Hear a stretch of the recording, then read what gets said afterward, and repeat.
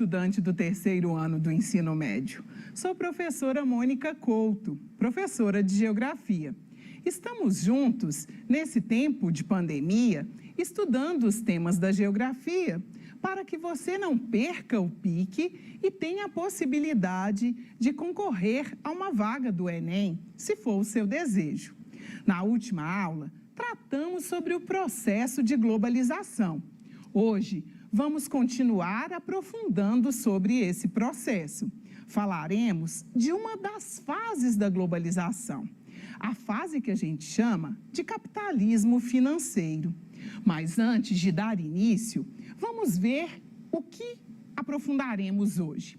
Hoje, você vai entender a contribuição das fases do capitalismo, ou seja, das 3 fases, para o processo de globalização. Você vai conseguir, junto comigo, caracterizar a 3ª fase do capitalismo, ou seja, o capitalismo financeiro. E você vai reconhecer o papel do capitalismo financeiro para a criação das empresas transnacionais, aquelas empresas que o seu produto é produzido em uma série de países, a sua linha de produção está diluída em vários países do mundo. E para a gente retomar aqueles conceitos que trabalhamos na aula sobre o processo de globalização, uma breve introdução, eu te convido a observar comigo esse mapa conceitual. E no mapa conceitual, a gente começa definindo o que é globalização. Então, globalização é esse fenômeno de expansão do capitalismo. Uma expansão que está associada à circulação mundial de mercadoria, de informações, de capitais e até mesmo de pessoas. Então, a gente tem essa ideia de que houve uma redução das distâncias. Você se lembra? Essa redução acaba estando associada a essa proximidade que nos é dada principalmente pelos meios de comunicação e pela evolução dos nossos meios de transporte. Quais são as origens, então, dessa globalização? Vamos retomar? A origem da globalização vem da primeira revolução industrial, quando a gente se encontrava na primeira fase do capitalismo, o capitalismo comercial ou o capitalismo mercantil, aquele capitalismo que estava associado às trocas. Se a gente for retomar a história, a gente está num período associado aí às grandes navegações, né? Quando os países se lançavam ao mar para buscar especiarias, para buscar pedras preciosas, para fazer esse intercâmbio, essas trocas e se fortalecer no cenário europeu, principalmente. E esse capitalismo, essa fase aí, a gente se encontrava associada a um processo de acumulação primitiva do capital. Essa acumulação a gente chama de primitiva, que era essa acumulação associada à questão da matéria-prima, né? Seja ela na forma de especiarias, ou seja na forma dos minerais preciosos. A segunda fase do capitalismo, quando da descoberta principalmente dos combustíveis fósseis, né? Um capitalismo que a gente pode chamar de fossilicista, ou seja, um capitalismo da descoberta do carvão mineral, da descoberta do petróleo, né? Da descoberta da combustão, né? Da possibilidade da máquina a vapor, por exemplo, dos automóveis, a gente tem uma nova caracterização, então, pensando o fenômeno da globalização. Essa globalização, ela acaba se ampliando, né? Os meios de transporte, eles acabam se desenvolvendo muito, a gente tem essa aproximação da produção, a gente tem essa relação de matéria-prima e produto industrializado sendo intensificado. Então, estamos aqui numa segunda fase do capitalismo e, consequentemente, da globalização. E para a gente já pensar esse capitalismo financeiro, antes disso, é só pontuar que a natureza do processo de globalização, ela é uma natureza econômica. Por mais que hoje o seu reflexo seja na nossa vida social, seja cultural, né? Seja desse intercâmbio completo de informação, mercadoria, pessoas, bens, produtos, ele é um processo, a globalização é um processo que surge baseado no aspecto econômico. Então, na aula de hoje, a gente vai tentar entender o que é essa terceira fase do capitalismo? O que é esse capitalismo financeiro e quais são os reflexos dele nesse mundo globalizado? E para a gente começar, o capitalismo financeiro é também chamado de capitalismo monopolista. A gente vai observar que na organização, principalmente econômica, vai haver um grande crescimento dos monopólios, ou seja, empresas que se organizam para dominar um determinado setor da economia. E essa terceira fase do capitalismo, então, ela está associada à segunda metade do século XX, né? E vai ao encontro da terceira revolução industrial. Aquela revolução que você já ouviu falar, que está muito associada à informação. Há um grande potencial criativo relacionado à informação, aos meios de transporte, também é um ponto que merece ser destacado, né? As distâncias, elas se reduzem muito em função disso. Ela recebe esse nome de capitalismo financeiro porque os principais atores desse processo acabam sendo as bolsas de valores, né? Os bancos são os principais agentes. E aqueles bancos que, se a gente remonta a história, vem lá da criação do FMI, num contexto de Primeira, Segunda Guerra Mundial, né? Aquele banco que patrocinava a reconstrução dos territórios aí. E esse capitalismo financeiro, monopolista, nele ocorre a integração financeira e produtiva. Então, a gente vai ver as empresas se transformando em organizações, por exemplo, SA. Eu ou você podemos ter ações, por exemplo, da Petrobras. Quando a gente fala que uma empresa é uma organização SA, ela é uma sociedade anônima, ou seja, ela não conhece todas as pessoas que são donas das suas ações, que são donas dos seus títulos. Então, esse capitalismo financeiro, ele vai permitir a redução ainda maior dessas fronteiras entre os países e essa integração que é produtiva e financeira. E quais são as principais características, então, desse capitalismo financeiro? O controle da economia pelos bancos. Quantas vezes, e aí nesse período de pandemia, você deve acompanhar, né? A gente acaba passando mais tempo com atenção para os noticiários, como as bolsas de valores elas têm sofrido com a questão da pandemia, com a redução da possibilidade das relações comerciais, menos gente na rua, menos mercado consumidor. Então, uma característica desse capitalismo financeiro e desse mundo globalizado são os bancos, é uma economia baseada aí nas bolsas de valores, nessas ações dessas empresas. Esse capitalismo, ele faz com que aquelas empresas que eram multinacionais, elas se ampliem ainda mais e se tornem transnacionais. Quando a gente fala de uma empresa multinacional, eu estou dizendo de uma empresa que tem sede em um país, e uma matriz, a matriz em um país e uma filial em um outro país, como a Fiat, por exemplo, aqui em Betim, né, Minas Gerais, se a gente for pensar. Mas quando a gente fala de empresas transnacionais, isso amplia muito. Eu estou dizendo para você de uma empresa que tem a sede em um determinado país, mas a sua cadeia produtiva, ou seja, as partes de um determinado produto que ela comercializa, podem ser fabricados em diferentes países do mundo. Se a gente for pensar, por exemplo, os nossos dispositivos eletrônicos, às vezes a placa do seu videogame, ela foi feita na Zona Franca de Manaus, mas com uma peça que veio da China e que vai ser montada, de repente, nos Estados Unidos. Então, olha a ideia aí da ampliação. Isso a gente vai chamar de uma fragmentação produtiva, ou seja, um produto ele está sendo fabricado, as suas peças, elas estão sendo fabricadas em diferentes países do mundo.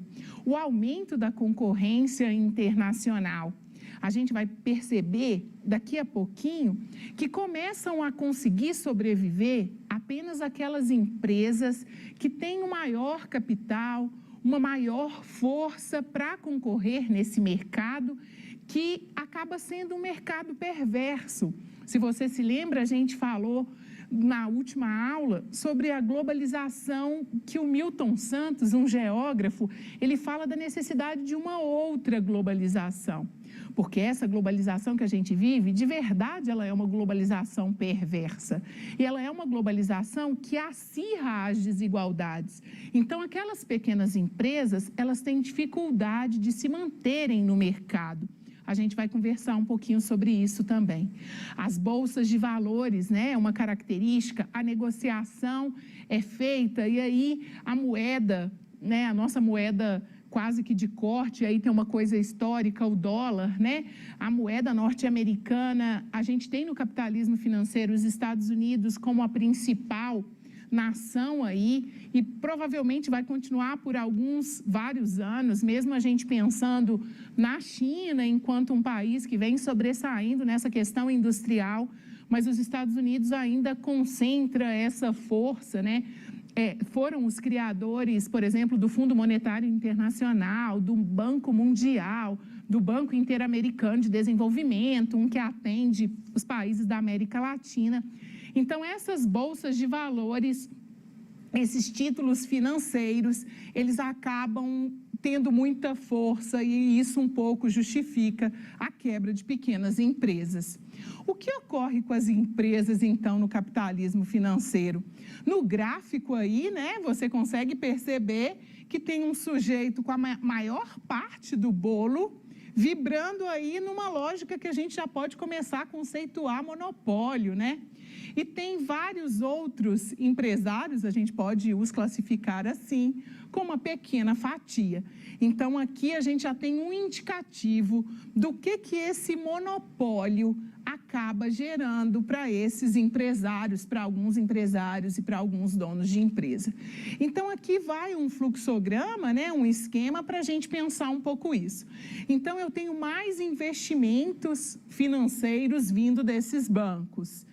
Uma maior capacidade de expansão das empresas. É lógico que a empresa, né, a sua empresa, a minha empresa, se fosse o caso, ela precisaria ser uma empresa que tem um produto, que é atrativo, que vale a pena, que cabe nesse mercado que a gente sabe que é o da inovação.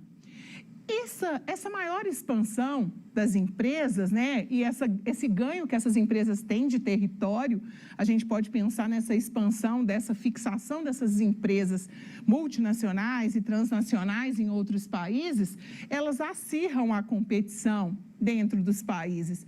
Então, se a gente pensa Brasil, por exemplo, as cervejarias, por exemplo, elas fundiram e acabaram virando a Ambev, ou seja, a Antártica hoje é a Ambev. Algum tempo atrás, a Antártica era uma marca independente. Então, há essa organização, há essa fusão entre as empresas para darem conta do mercado. E aí, as empresas menores, elas têm que ter ou um nicho de mercado mais local, ou acabam sendo vendidas, ou mesmo decretam falência, né? E isso gera o quê? A diminuição do número de empresas de um mesmo ramo, Porque se antes eu tinha variedade, por exemplo, de possibilidade de consumo de uma determinada bebida ou de um outro bem, por exemplo, vamos dizer de alimentação, então, se antes, por exemplo, eu poderia escolher entre o hambúrguer da Sadia e da Perdigão, e uma podia fazer, por exemplo, uma promoção diferente da outra, hoje as duas são uma única empresa, né? E aí, quando a gente compra uma ou outra marca, elas não trocaram o nome, né? Os nomes permanecem, a gente está consumindo o produto de um mesmo grupo, né?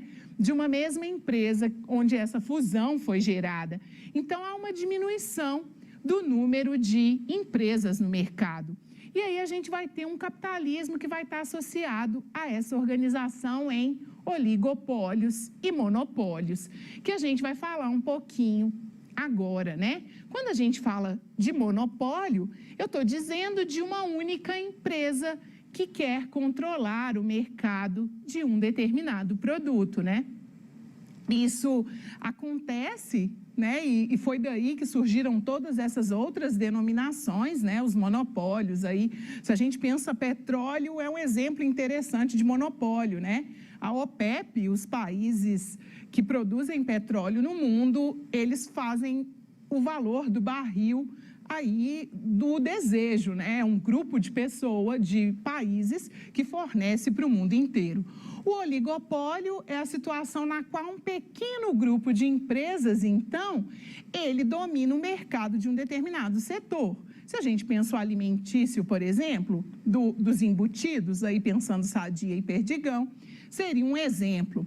Os trustes são a fusão administrativa entre duas ou várias empresas, né?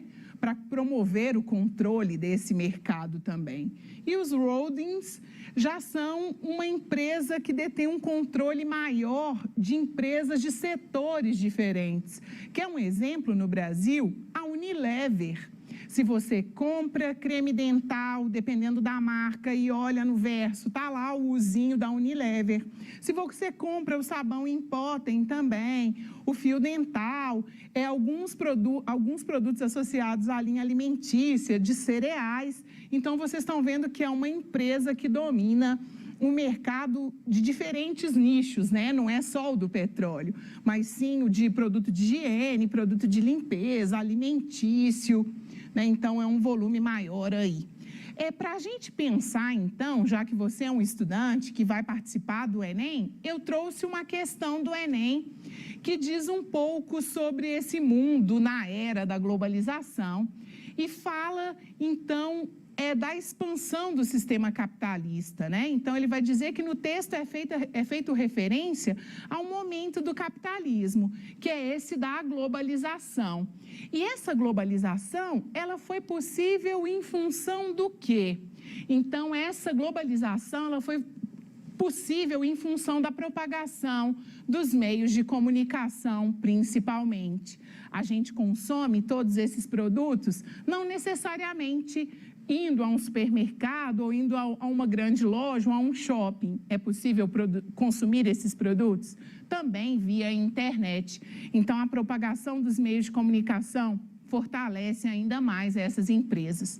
Chegando ao final da nossa aula, vamos recapitular comigo o capitalismo financeiro?